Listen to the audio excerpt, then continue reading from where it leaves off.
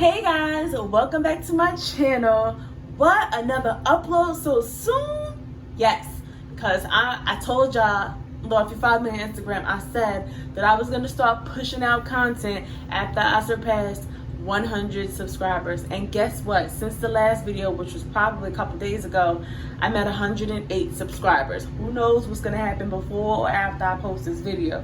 So, but for right now, welcome to everybody who decided to care about my life.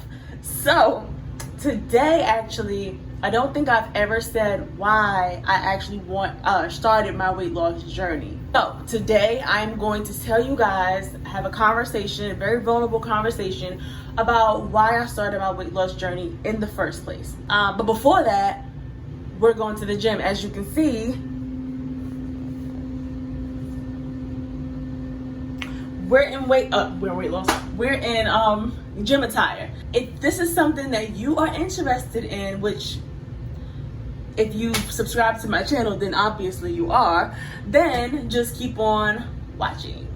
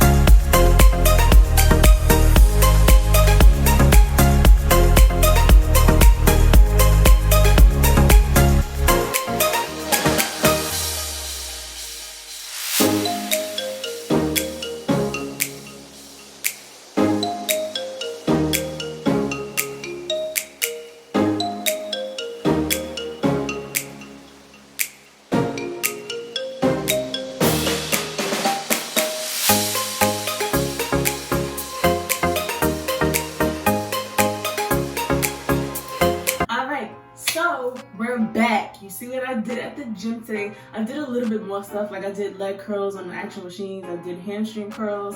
I did the abductor and the adductor machine to work this booty.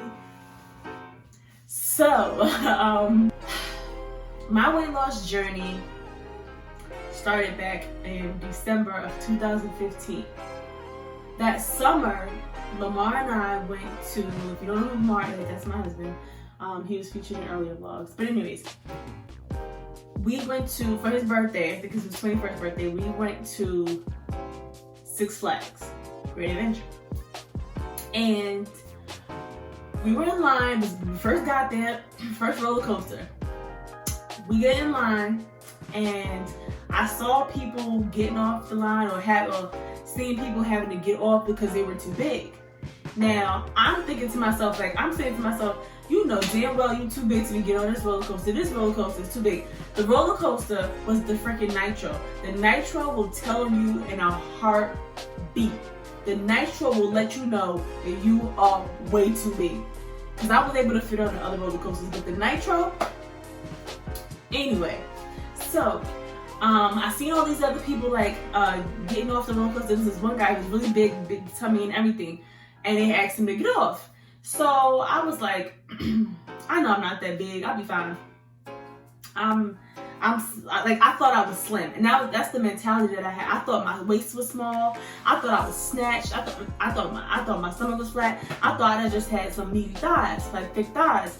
Not even fat thighs, just thick thighs. I've always been thick, like that. I've never been skinny.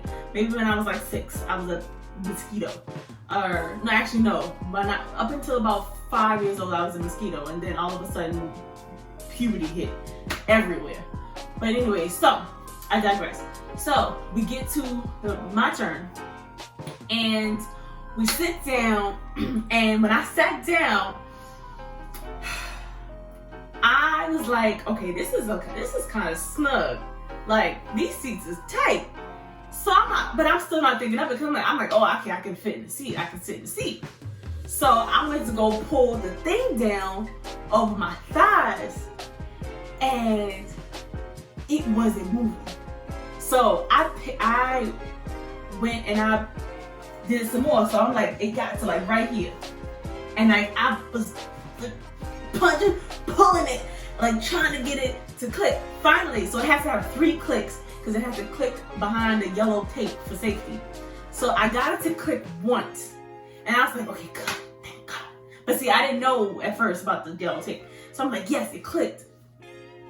So they about to do the ride, but then they had to stop, and they're like, sorry. The person, she was very, very sweet, very nice. She was like, I'm sorry, but I'm gonna have to ask you to get off the ride because your seat is not clicking to where it's supposed to be. I'm like, no, it clicked. It clicked the one time. She said, I know. She said, I know, but I'm sorry, but it has to click 3 times, and it has to be behind the yellow tape for safety purposes. Now, Lamar at the time was my boyfriend, and we had been together for like 3 years, maybe, a little over 3 years. And so when I tell you that was the most embarrassing things that has ever happened to me, the most embarrassing. First of all, you're telling me that I have to get off of a ride because first of all, holding everybody up. Number 2, you telling me that I have to get off the ride because I'm too big in front of all these people. Granted, like I said, she was very nice about it. But the fact that it even happened in front of all these people, that I gotta get off the ride, and it happened in front of my boyfriend. So it was like, I was mortified. Like, mortified. But I kept the confidence, like, okay, alright. Here I am talking about all these people in front of me that I had to get off the ride because they're too damn big, and I'm over here just as big because I obviously couldn't fit. So I got off the ride, he got on by himself, and he went because I didn't want him to get off the ride. So he got on by himself, and that was that. One thing I will say about him, and oh my God, I'm gonna get emotional because that's just who I am. He didn't bring that up. He didn't bring that situation up even after. He didn't say anything. He didn't mention it. He continued to let me have a good day. We still had a really good day. I ended up getting on all the other rides, but then at that point, like every roller coaster I got on, like I was nervous. I was scared. Like I couldn't even enjoy it because I was scared that I was going to fall out because I was too big. So yeah. So but he didn't say anything until I think years later when I asked him, were you embarrassed about that situation? And he said yeah. But he never said anything. He never brought it up, never made me feel worse than I already did. But after I asked him years later, when I started losing weight, he was like, yeah, he was embarrassed about the situation, but it is what it is. That made him Instagram from my biggest, fattest Rasputia-ist to now. And that's why I'm married. I got a good one. And so yeah, so that is basically when my weight loss journey started. So that was that summer, and I really didn't start like being serious until like December of that same year. So it was 2015. So December of that year is when I took those before and after pictures. So the before picture, I'll have that here, and then you can see me now, but I'll show like a better picture of me now. So yeah, so that before picture was December 2015. That's when I decided like enough is enough. Like I was in denial about my blood pressure. I had high blood pressure. My blood pressure was like 140 something, like the high 140 somethings over like the high 90s. I was pre-diabetic. Not like on the like tip, like I was like so your normal blood sugar or your normal A1C is 5.4 and under. So my A1C was 5.5 and under, and my A1C was 5.7. Like it's always been 5.7. So I just thought that that's what I was. Like 5.7 is just where I was. But now my A1C is like 5.3. So yeah. And it might be less than that now because I don't know what it is since I started keto. But anyways, so I was pre-diabetic. I had hypertension. What else? I had headaches all the time. Like I had headaches all the time, almost every single day. I had a headache. My menstrual was extremely heavy. If I got one, because my menstrual was irregular. Sometimes it'd be 36 days. Sometimes it'd be 27 days. Like my menstrual was all over the place, and it was very, very heavy and uncomfortable. It still is kind of relatively heavy, but not like, and it used to last like 6 or 7 days. Now it lasts like 5. And then maybe spot like the 6th day, getting rid of the, residue, whatever, TMI, whatever. Mostly girls watch my channel anyway. So, but yeah, so I had all those problems, still not thinking nothing of it. I used to come in the house with bags of chips, big bags, like I'm talking about like the big bags, the bags that you're supposed to have for a few days or for a party. I used to eat those chips by itself with some dip, that big dip. I used to buy a big dip and a little dip because I knew that one big dip wasn't going to handle all those chips. So I used to buy a big dip and a little dip and eat the whole thing in one sitting. I used to make pancakes all the time. I used to have, but chips and dip was my main, like chips and dip is still my weakness. Although I don't eat chips anymore, I still, like I buy pork rinds. So those are my chips, and I make my own dip with the ingredients that I know. So like sour cream, like the ranch seasoning, make sure that has no bad ingredients, things like that. Like I make my own homemade stuff now. And like I said, I don't eat chips anymore, so I just do pork rinds. And I actually stopped doing that so much too, because like you want to break habits. But I digress. So I used to do that.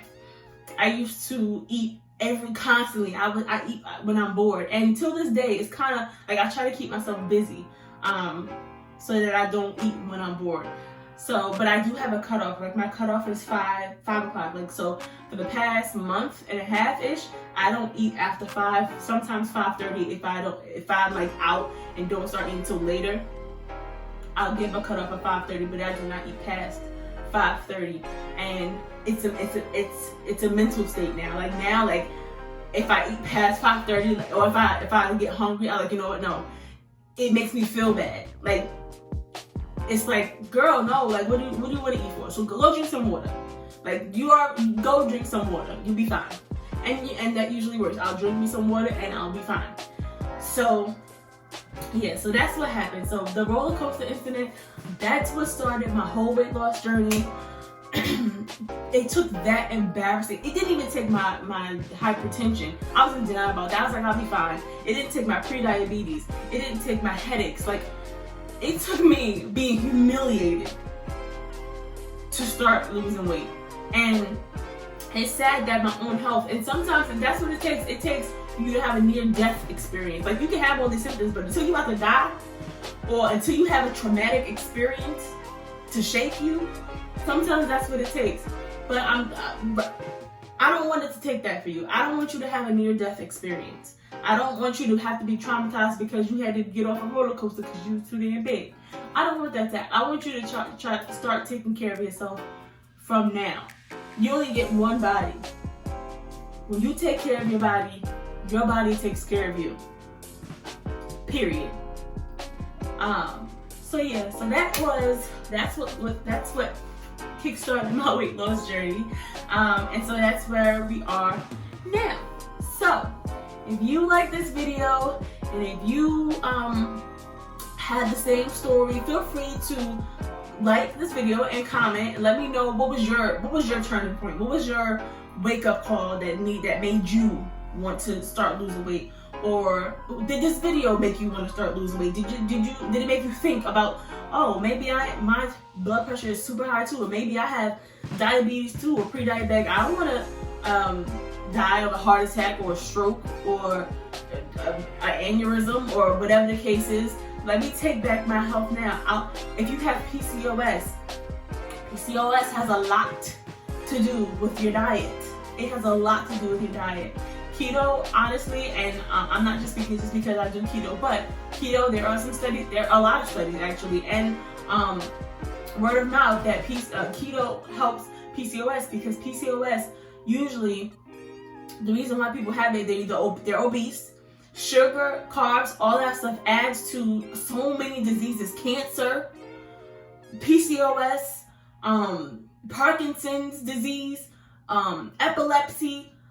There's so many things that and I'm not talking about like vegetable carbs, complex carbs. I'm talking about the simple, refined sugar carbs.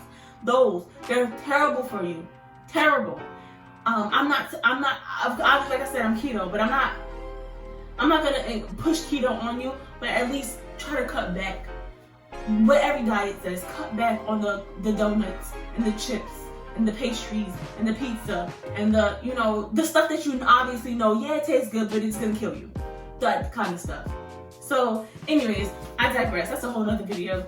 So if you like this video, please like, comment, and subscribe, and do all those things that YouTube provides. Until next time, I'll see you in my next video. Love you guys.